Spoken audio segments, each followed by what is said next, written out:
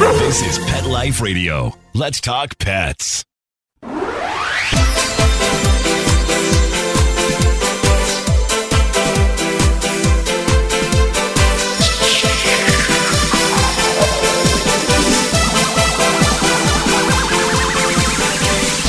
Hello, you're listening to Animal Party on Pet Life Radio, and I feel like we need a drum roll here. Dusty Rainbolt, welcome to the show, Dusty. Oh, thank you, Deb. It's wonderful to be back to visit with you and your audience. Well, we have some behavior questions for you. Okay. First of all, I'm just going to ask you this right out. Sometimes people name their cats such funny things that it's hard to even tell you what they're called, but here we go.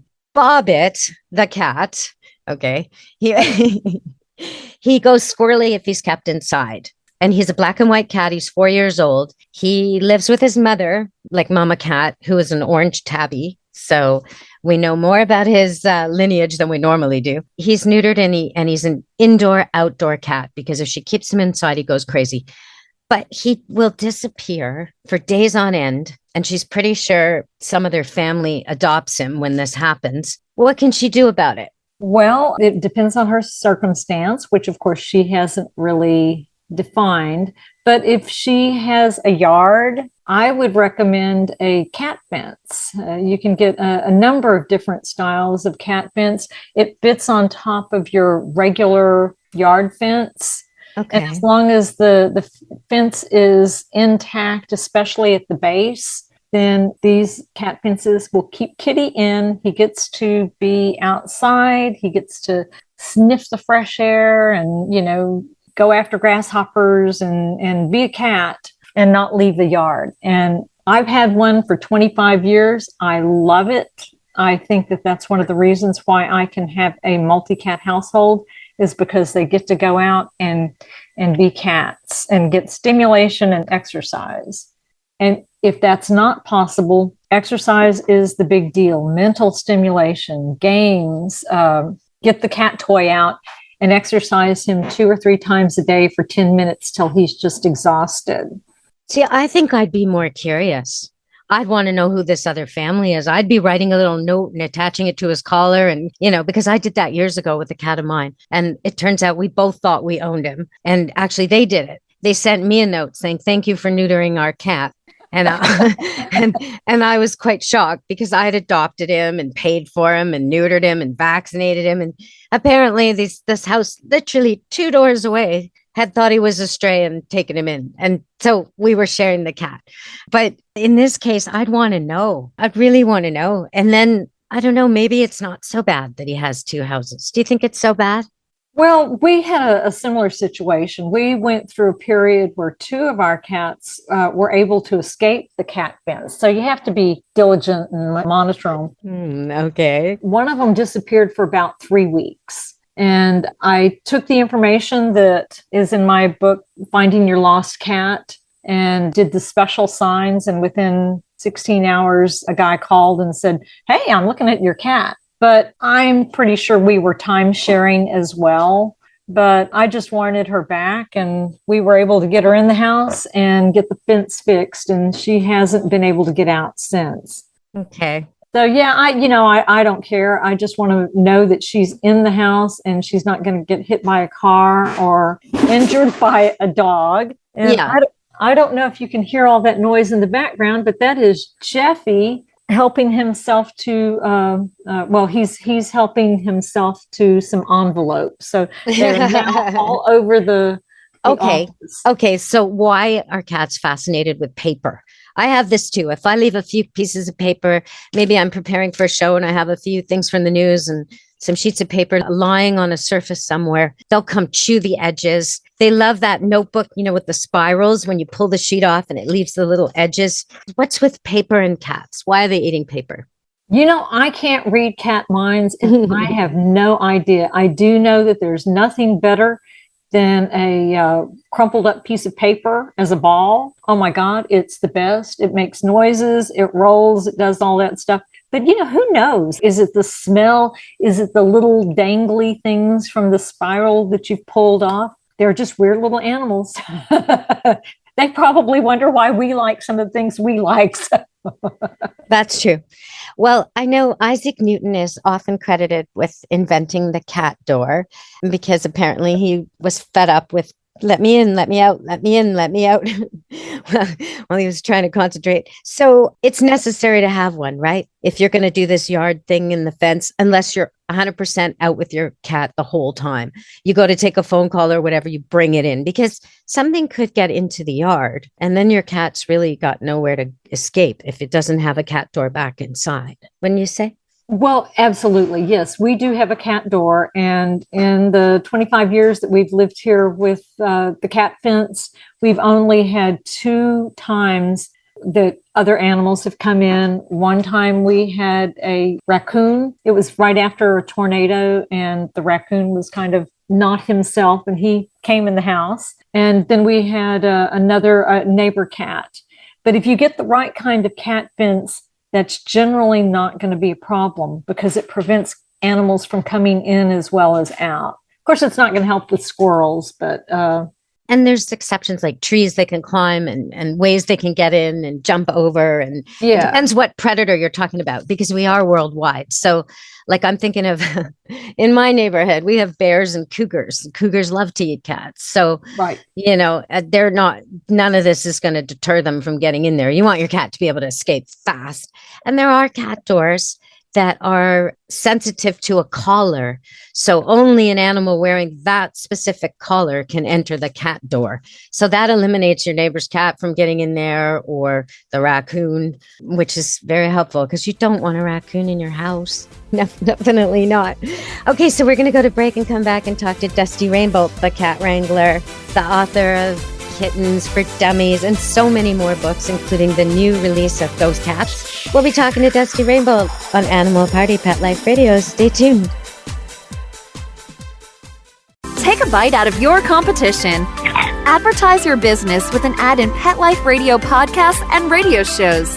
There is no other pet-related media that is as large and reaches more pet parents and pet lovers than Pet Life Radio.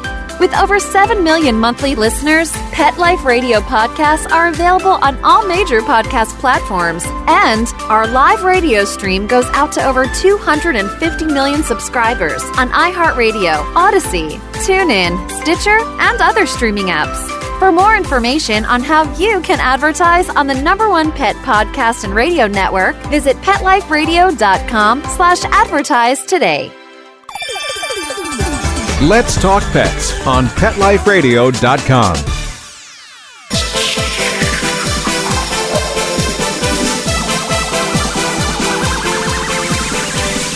Hello! We're back on Animal Party on Pet Life Radio with Dusty Rainbolt, my guest, the cat wrangler herself.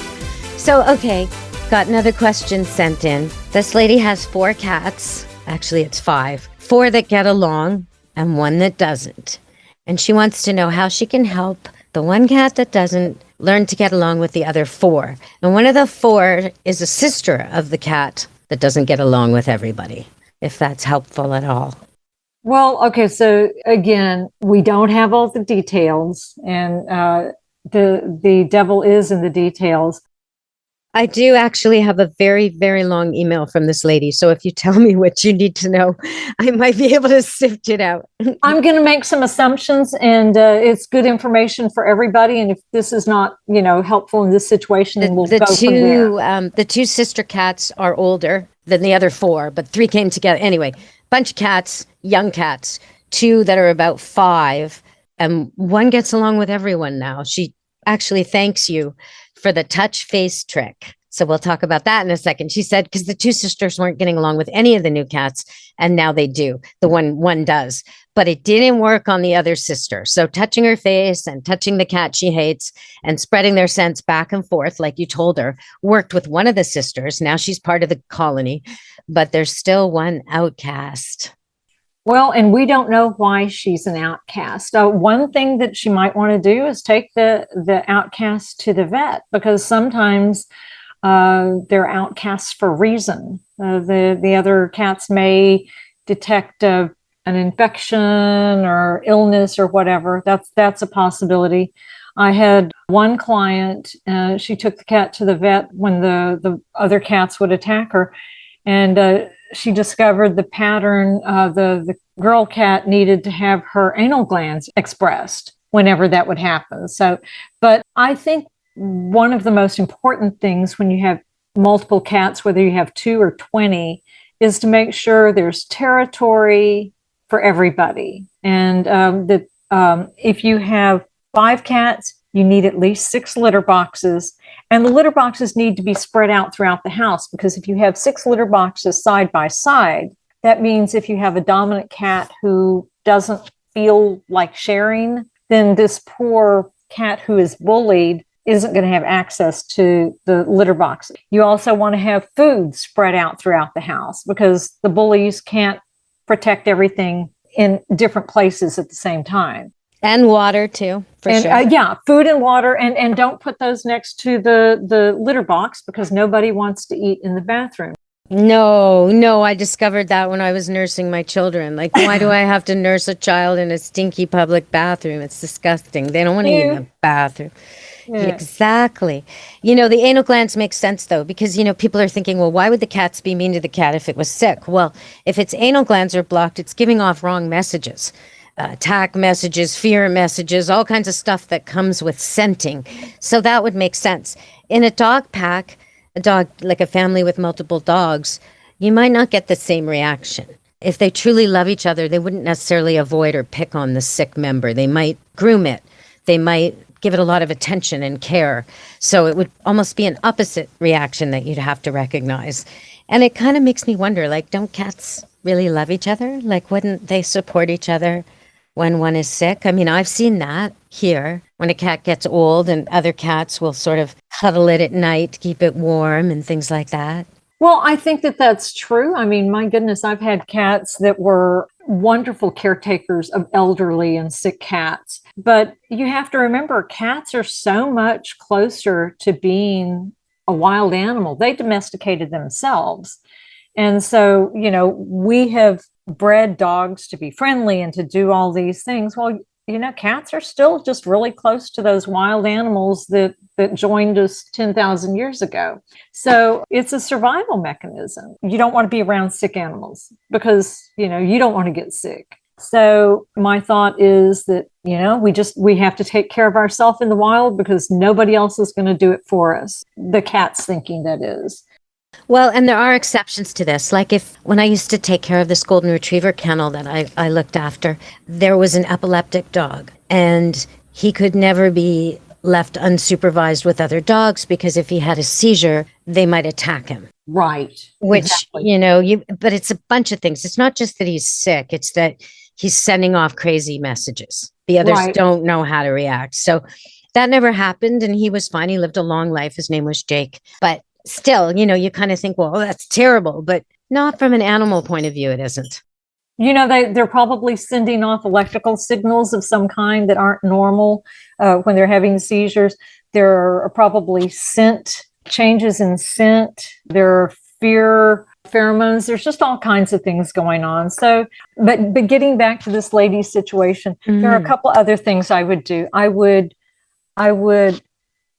keep this cat away from the group. We had a situation very similar, and I put a screen door on my office, and then that way the scents are going back and forth. And I also put a feel away plug-in in the room, so he's constantly smelling these friendly pheromones that say it's okay to be around other cats. And so because the cats could smell each other, but they would also see that there was no threat, because he's out, he's behind the screen door. And eventually they got used to each other, and we very seldom have problems now. See, okay, in my house, screen doors are favorite things to be shredded. I think I would go with the half screen, so the bottom's metal, because I think that people might buy a screen and have it just shredded. We actually bought a screen door that has a hard metal grill. It's designed for dogs. And so about halfway up the screen, you've got this metal grate, and it's pretty tough. And the cats really haven't been interested in tearing it up. They'll keep their nails trimmed and Okay, so we're going to go to another break and we'll be back with Dusty Rainbolt on Animal Party Pet Life Radio. Molly, here's your dinner. Zeus, that's not your food. Don't let that happen to your precious cat. Elevate your cat's eating experience with the Cat Tree Tray. The Cat Tree Tray keeps your cat's food off the floor and conveniently located on the cat tree. It's the perfect way to eat. It's a beautiful wrought iron tray that easily attaches to your cat tree and keeps dogs and other critters out of your cat's dish. A must for multi-pet households. There's a 6-inch tray for large bowls and a 4-inch tray for smaller bowls. Purchase your Cat Tree Tray today. Go right now to cattreetray.com. That's cattreetray.com. CATTREETRAY.com. Let's talk pets Let's talk pets on Pet Life Radio. Pet Life Radio. PetLifeRadio.com.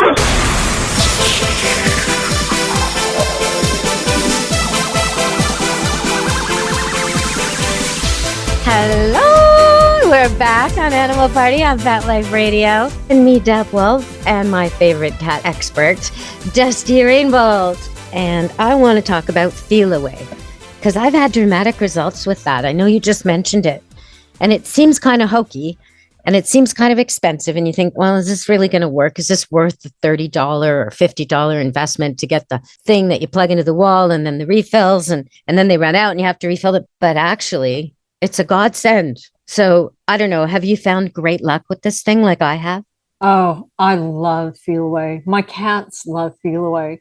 It's funny because at the end, the plug-in is supposed to be good for a month. I don't pay attention to, where it is in the month, but I can tell by the way that the cats react to each other whether it's time to replace it or not. It's basically a synthetic facial pheromone, and cats produce pheromones all over their bodies. They have facial pheromones that are the friendly pheromones, like when the cat bumps up against you or rubs between your legs, and he's depositing these friendly scents on you. Or he may, head bump his buddies.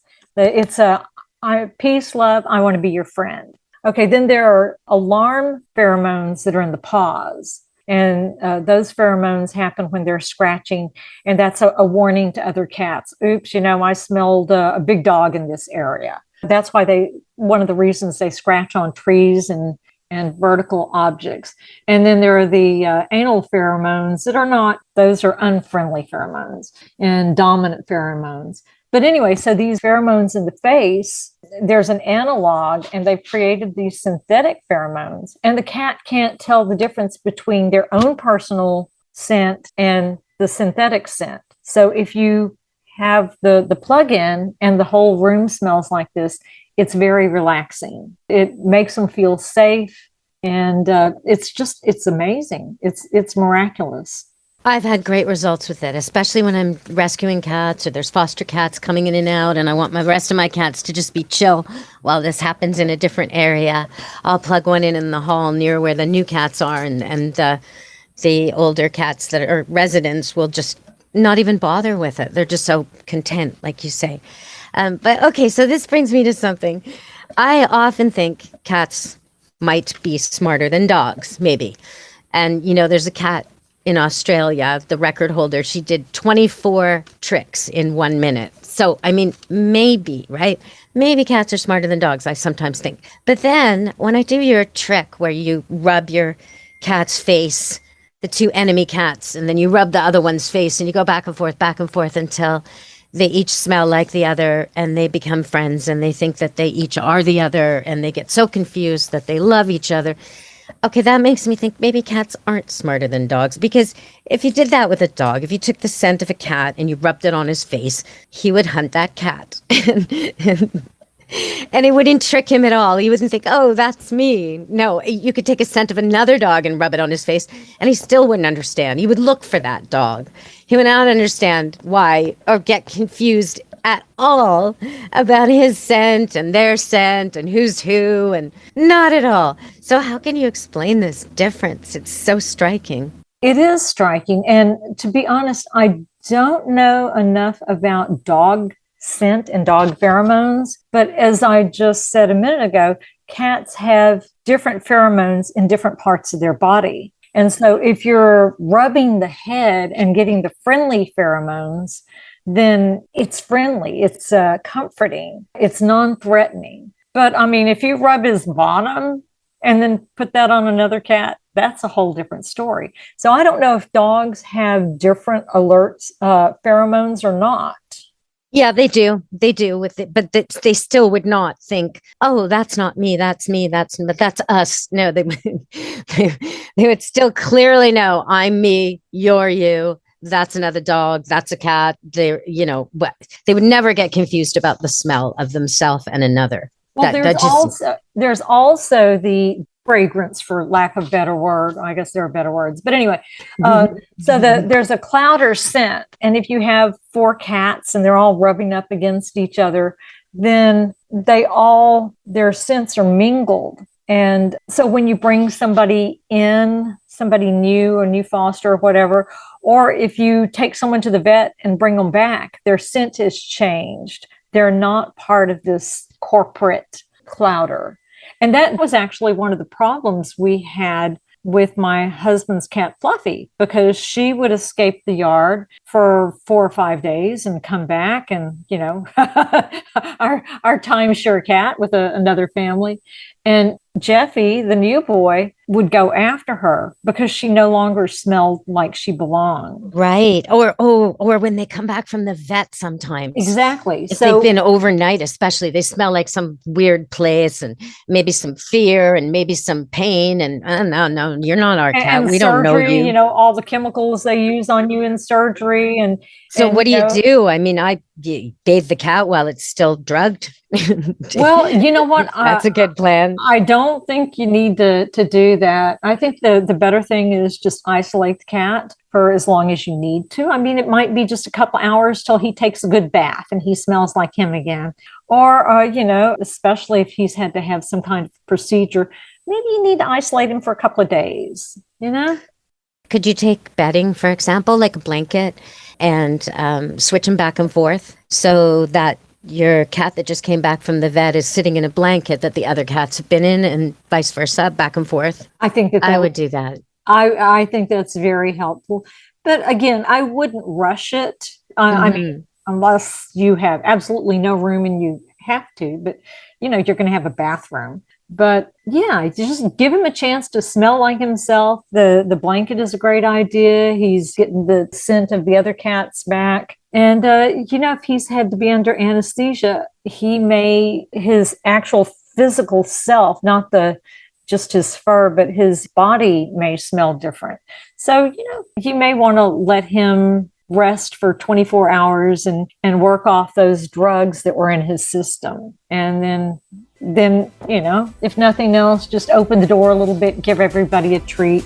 And that usually works pretty well. Of course, there are always exceptions. That's true, especially with cats. Okay, so we're going to go to break, and we'll be back with Dusty Rainbolt on Animal Party Pet Life Radio. Pet Life Radio, the #1 pet radio network on the planet, joins forces with iHeartRadio to put the power of your pets in your pocket. Awesome! Download the iHeartRadio app and rock Pet Life Radio on your phone, on your tablet, on your Xbox, in your car. Pet talk, pet tunes, and fun pet times. Pet Life Radio and iHeartRadio. Positively Possum. Let's talk pets. Let's talk pets On Pet Life Radio. Pet Life Radio. PetLifeRadio.com.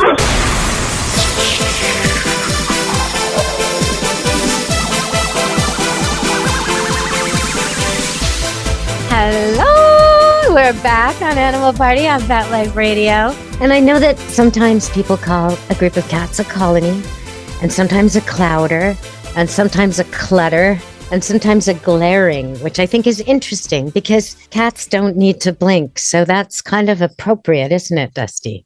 It totally is. And a group of kittens is called a Kindle. Oh, I like that. Oh, I'm writing that down. And that helps remind you, do not leave kittens around candles that are lit because they will play with flame. No, not candle, Kindle. Kindle, I know, but still. Oh, okay. They will kindle your house. And they will kindle your house. So, sometimes I come across something on the internet and sometimes it's accurate and sometimes it's really wrong and sometimes it's half the story. So here's one that's half the story. It's talking about cat behavior and cat body language. And it's correct, but it fails to give a very key warning. It says, if your cat approaches you with a straight, almost vibrating tail, it means that your cat is happy. Well, okay, that's true. But it also means he's about to spray, most likely, wouldn't you say? I mean, shouldn't that come with a little bit of a warning about what's going on behind the cat? Well, yes and no. There's the faux spray, and sometimes cats are next to a wall and they do the faux spray. It looks just like a regular spray position and nothing comes out. Other times they just wiggle that tail when they're excited. That's true. It can false alarm. It depends. And it does depend how serious it seems and how many passes they do. And look behind them, see what's going on. So the secret is, it's like a human. We look at another person's face to decide what they're thinking. And they're smiling, right? Okay, so people smile, but that doesn't mean that they're happy. Now, you also look at the eyebrows. You look at the crossed arms. You look at a lot of different. Yeah. Are they standing still? Are they pacing? Exactly. Are they moving their hands in any way? Are they biting their nails? Are they fiddling with something? Like there's so many other tip-offs. So if the cat is approaching you with the tail up and he's kind of wiggling and he's not next to, say, usually when they spray on a vertical surface nearby. They back up and they spray like that. But if he's just walking up to you and his tail is quivering and his ears are forward and his whiskers are forward and his eyes look happy and they're looking at you, then it's likely not going to be a marking situation. If he's looking at you and he's backing up to the wall and his tail is quivering, then it's time to get the carpet cleaner out and make sure you clean the height of the wall that he could have reached. And not just clean, then vinegar it, and then use some kind of special product that's made for getting rid of urine, because otherwise he will still smell it and come back. Absolutely. And if this is a new behavior, it's probably because a different cat scented it first. Maybe you had a visitor. That's true. But it's been my observation that if cats suddenly start marking, they may need to go to the vet. That's true. Frequently, the stress of illness, whether the illness is dental pain or internal pain or whatever, discomfort, sometimes that will cause them to mark. So if it's a new behavior, take them to the vet. Any new behavior. Yeah, that's so important. You want to rule out the physical first before you waste your time and energy on something your cat can't fix if he's sick. What do you think about that litter that tells you if you've got a cat that's acting strangely and you want to know what kind of problem, does that litter help? The one with the different colors? I have mixed feelings about that. I think it's important to know if your cat, if there's blood in the urine, because if there is blood in the urine, we definitely need to go to the vet. It's likely either a bladder infection or it could be inflammation as a result of stress. Either way, we need to get them on pain control and deal with the cause of it. But the ones that are strictly pH, I don't think those are effective at all, because a lot of things can affect pH. The food can affect pH. The stress levels can affect pH. So I would just monitor them. And if you use like a white litter, you might be able to see if there's blood, a trace of blood in it. Oh, that's a good tip. Okay. So we talked a little bit about the fact that some body language with cats. And one thing I learned from you years ago was how to say hi to a cat. And so we said in the show that cats don't need to blink. That is true, but they will blink. They will close their eyes and hold it for a second or two and then open them again if they like you. And so if you come into a room with a cat that you like, try doing that. And chances are the cat will do it back. And now you've said hello to your cat. And I think it's very interesting because it's a very primitive, I'm trusting you enough to close my eyes in your presence kind of a situation. And dogs will do it too, but not in greeting. It's much, much further along in the relationship that dogs will do that, and further along in the meeting. They meet and they greet each other, and they have some more rituals before they'll actually go bum to bum or back to back, which is kind of, I trust you enough to give you my back. And they'll often right before that do a closed eye, face on face, just a quick check in. Like, do you trust me? Yeah, I trust you. Okay, back to back. And you watch that way, I watch this way. Got it. Good. Got it. So I want to thank you for all the tips you've given me over the years, and to let listeners know, if you want to know about cat behavior, if you want to know how to tell the bully from the victim, or how to figure out all kinds of things about reading your cats, you can scroll back over our old shows and just find any show with Dusty Rainbolt that I've done. And you'll be learning so much about cat behavior and things like that. Cats have timeshare. They don't just timeshare people, they timeshare places in your house. So a spot in your house will be very valuable and worth fighting over when the sun is shining on it, but not valuable at all at a different time of day. All kinds of stuff like that Dusty's taught me over the years that you'll be able to hear from our past shows. So please take advantage of that at Animal Party Pet Life Radio. And if you're interested in dogs, I will be doing some dog shows coming up. And you can always check in at the dogs at Camp Good Dog on Facebook, Camp Good Dog. And we have YouTube as well, and Instagram, Deb Wolf Pet Expert on YouTube. And that's where you'll see me demonstrating with dogs mostly, but some cats, all kinds of tips and training tips and some great videos. And we post video all the time on Instagram as well. So come to Camp Good Dog Facebook and you can find the rest, or go to Deb Wolf Pet Expert on YouTube if that's what you like. And you can see Doodle and Poodle puppies playing on the farm, which is everybody's favorite. We get so many likes for that. Okay, so thank you, Dusty. I think I may have to take you up on making a squeaky toy that only cats can hear. What do you think? I'm there. I think we need to figure out how to make that little squeaky thing. And I think we'd sell a bunch of them. And we got to go with mouse, because we don't want to be teaching cats to chase birds. We got to go either bug or mouse. I don't know we could do both. We could have a spider and we could have a mouse. Yep, I agree. Let's do this. And maybe we could connect the spider, because it's so creepy and it kind of relates. Somehow we could maybe give a spider away with a ghost cat book sold at special, on a special offer or something like that. We could work it in. I think that is the best. Let's do it. Okay. All right, everybody. So we've been talking to Dusty Rainbolt, and she's the author of Cat Wrangling Made Easy, which is a must for anyone with many, many cats. And that's like more than two. And then also Kittens for Dummies, and so many other books, including the latest re-release of Ghost Cats, just in time for Halloween. So check that out. Thank you for joining me, Dusty. Well, thank you for having me. It's always a pleasure to talk with you and your listeners. And I wish you a happy autumn, a happy Halloween. It's still a little ways off, but looking forward to our next conversation. Oh, me too. Thank you so much, Dusty.